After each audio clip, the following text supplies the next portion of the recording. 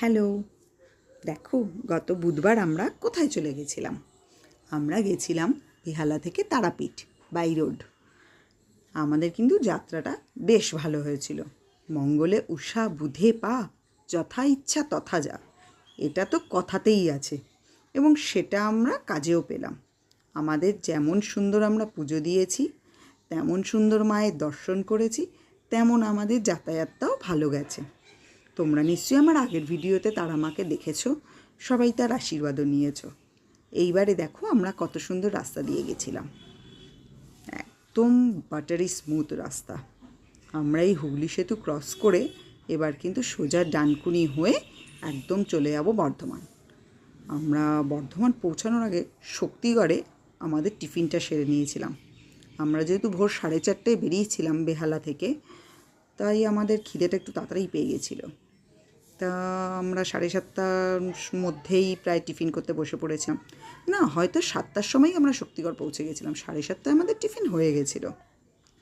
গরম গরম কচুরি, আলুর তরকারি আর স্পেশাল শক্তিগড়ের ফেমাস ল্যাংচা দিয়ে আমরা আজকে সকালটা শুরু করেছিলাম।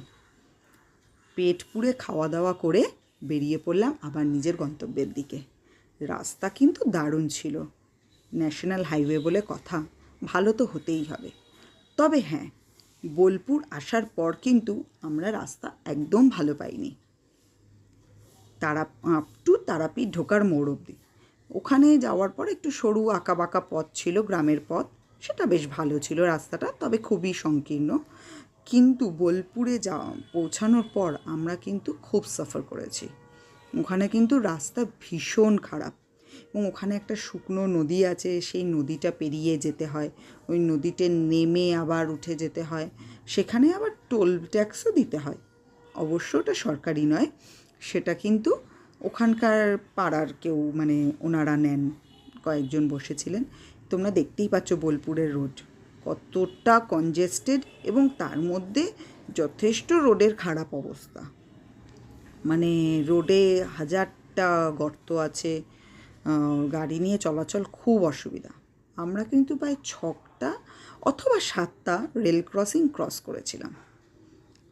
যাই হোক, আমরা আলটিমেটলি ভালো রোডে আবার উঠে এসেছি এবং ভালো মতোই আমরা গেছি।